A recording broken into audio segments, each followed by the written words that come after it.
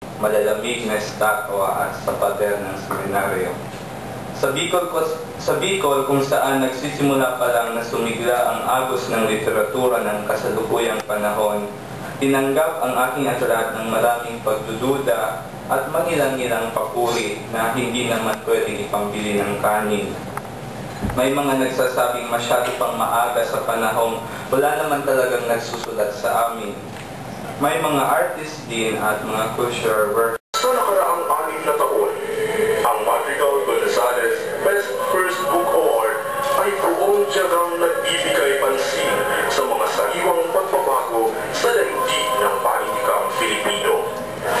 Masikap na nagsusuri sa mga bagong pulang magpapayaman ng rigid ng ating kultura. At matinding humahamon at nagtataguyod sa mga kabataan upang pausayin pa ang kanilang galing sa sining ng panitika. Itinatag noong taong 2001 ng likhaan University of the Philippines Institute of Creative Writing sa kabutinang loob ng pamilyang Madrigal Gonzalez. Ang Best First Book Award ay may layuning kilalanin ang natatanging unang aklat ng isang manunulat nang sa gayoy magsilbing hamon sa iba pang manunulat upang itaguyod ang sining. Young writers today have never had it so good because recognition and honor for their literary works come early to challenge them to do more. Si Nena, mahal kasi ang snack sa kantin. Doon na lamang siya sa hikaing tindera ng halo-halo upang pati ng kanyang uhaw na mga yelong kiniskis na mga pisig at pawis na inilagay sa baso para haluin ang mga sangkap. Isang kutsaritang asukal at gatas mula sa kalawanging lata. Langka at uping pinaliguan ng food color. Natadi ko kong pinabad sa apok, manggang kinalburo at bukong hinimay ng tansa ng Hinebra. May dagdag pang gulaman at sago. Guguhit ang lamig nito sa kanyang lalamunan habang inaanod ng laway ang inimbalsamong langaw. Halo-halo.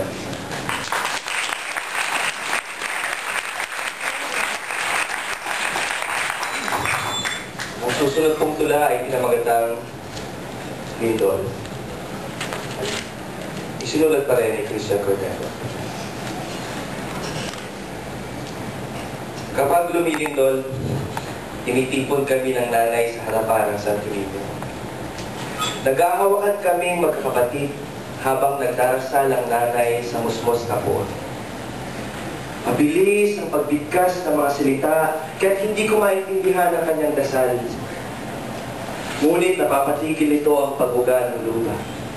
Sabi niya, tinuro ng kanyang lola ang mabisang orasyon. Pagsusumamo raw ito kay Santo Niño. Yun raw kasing bilog na hawak ng imahe ay ang mundo at kaya raw lumilindol dahil napapagod na ang Diyos sa paghawak nito. Pabigat ng pabigat kasi ang kasalanan ng tao. Noong isang linggo, waling lumindol. Kaya ng dati, inakay kami ng nanay sa harapan ng altar. Nagkasal siya, ngunit hindi huminto ang galaw ng lupa.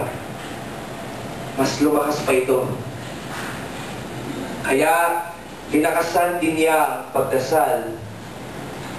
Nakita kong nabubuwal na ang ilang poste.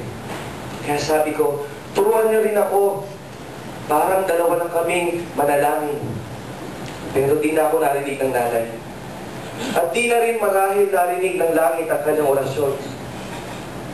Dahil ilang minuto pang tumagal ang lindol, ang naalala ko na lamang ay ang mga kapatid kong iyak ng iyak at sinanay na parang humahandusay sa harapan ng altar.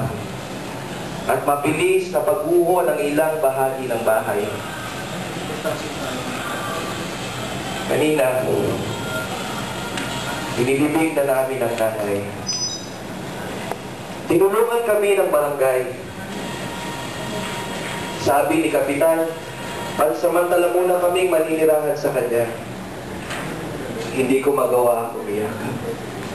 Ewan ko, parang wala akong maintindihan. Pagkatapos ng libing, bumalik ako sa bahay. Nahalata akong mas grabing pinsala ang kinamo nito. Halos sira ang lahat ng gamit. Pitak-pitak ang dingding at pati mga haligi ay halos bumagsak. Pumasok ako at nakita ko ang mesa kinakainan namin. Buo pa ito.